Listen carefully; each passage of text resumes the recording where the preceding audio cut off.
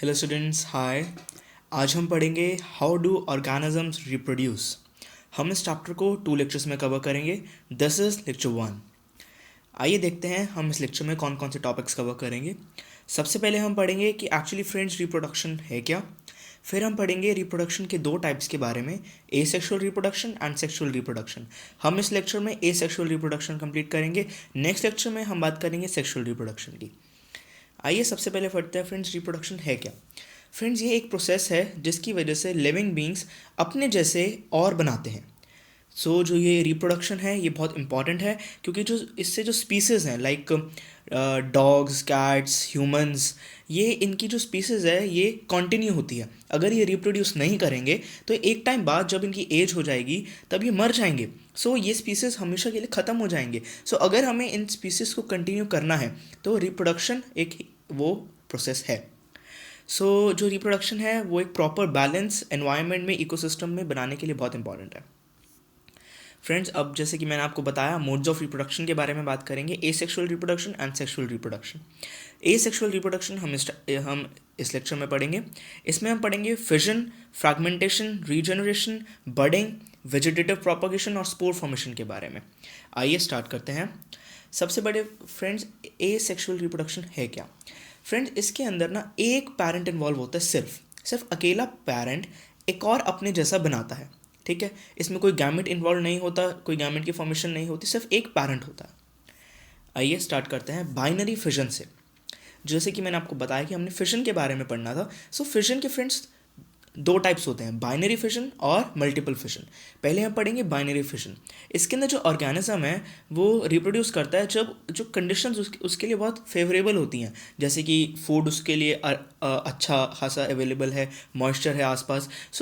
जब ये सब कंडीशंस होती हैं तब ऑर्गेनिज्म बाइनरी फिजन से रिप्रोड्यूस करता है। इसके अंदर जो मदर सेल होता है, मतलब कि सपोज जो एक पेरेंट है वो अपने आप को डिवाइड करता है और उससे 2 डॉटर सेल बन जाते हैं। अब एक बात बताइए कि सपोज़ एक पेंसिल है, एक पेंसिल को हमने उसको डिवाइड किया और वो दो दो टुकड़ों में बट गई। 2 हमारे पास अलग पेंसिल आ गई। तो जो बड़ी पेंसिल थी वो तो हमारी गुम हो गई ना, वो तो हमारे पास नहीं है क्योंकि वो 2 में डिवाइड हो गई। इसमें पेरेंट आइडेंटिटी लॉस्ट है। मतलब कि जो ऑर्गेनिज्म, जैसे कि ये हमारा अमीबा है, इसका ये जो न्यूक्लियस है ये पहले थोड़ा इलोंगेट होगा और फिर 2 में डिवाइड होगा, फिर ये पूरा ऑर्गेनिज्म 2 में से डिवाइड होगा और ये 2 ऑर्गेनिज्म आ जाएंगे। तो जब ये 2 ऑर्गेनिज्म आ गए तब जो पेरेंट था वो तो लॉस्ट हो गया ना। In binary fission the parent identity is lost. अब बात करेंगे हम मल्टीपल फिजन के बारे में। जब कंडीशंस अनफेवरेबल होती हैं तब जो ऑर्गेनिज्म है वो अपने आसपास एक कवरिंग बनाता है, उसको कहते हैं हम सिस्ट। मतलब कि प्रोटेक्टिव लेयर को हम कहते हैं सिस्ट। ये सिस्टम उस ऑर्गेनिज्म को हेल्प करता है थोड़े टाइम के लिए कुछ एक्टिविटीज़ वो ना करे और जैसे कि आइसोलेट होकर रहे, और जब कंडीशंस फेवरेबल हों तब वो आकर अपना काम दोबारा स्टार्ट कर सके। इसके अंदर जो डॉटर सेल है उसके न्यूक्लियस अलग अलग ऑर्गेनिजम्स में डिवाइड करते हैं। इसका एग्जांपल है प्लाज्मोडियम। जैसे कि आप इसमें देख सकते हैं ये एक पूरा प्लाज्मोडियम है। इसका ये जो न्यूक्लियस है ये अलग अलग न्यूक्लियस में जैसे डिवाइड हो गया, देखो इतने सारे डॉटर न्यूक्लियाई बन गए और फिर ये अलग अलग ऑर्गेनिज्म बनाते हैं, और जब इसकी सेल वॉल ब्रेक होती है तब ये ऑर्गेनिजम्स अलग अलग डिवाइड हो जाते हैं। अब हम बात करेंगे बडिंग के बारे में। बडिंग फ्रेंड्स बहुत इजी है। इसके अंदर क्या होता है कि एक प्लांट है, साइड में ही उसी प्लांट में एक छोटा सा और प्लांट उगना स्टार्ट हो जाता है। जैसे कि एक पूरा ऑर्गेनिज्म है, साथ में ये अलग से ऐसे ही एक छोटा ऑर्गेनिज्म बनना स्टार्ट हो जाता है, और कुछ टाइम बाद जब ये थोड़ा बड़ा हो जाता है ये नीचे गिर जाता है और फिर एक और ऐसा ऑर्गेनिज्म बन जाता है। इसका एग्जाम्पल है फ्रेंड्स यीस्ट और हाइड्रा। ये हाइड्रा है जो आपने इसमें देखा है, यीस्ट भी सेम ऐसा ही होता है। अब हम बात करेंगे फ्रैगमेंटेशन की। जो रिप्रोडक्शन फ्रैगमेंटेशन से होती है उसमें फिलामेंटस एल्गी होती है, जैसे कि स्पायरोगायरा इसका एग्जांपल है। इसमें जो फिलामेंट होता है स्पायरोगायरा का वो डिवाइड करता है 2 पीसेस में।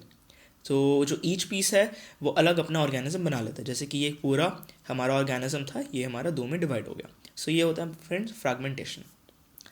अब बात करेंगे रीजनरेशन के बारे में।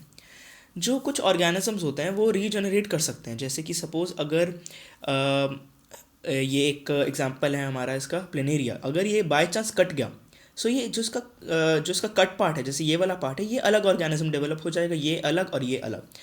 कटने की वजह से 3 पीसेज में वो डिवाइड हो गया और 3 ऑर्गेनिज्म उसके बन गए।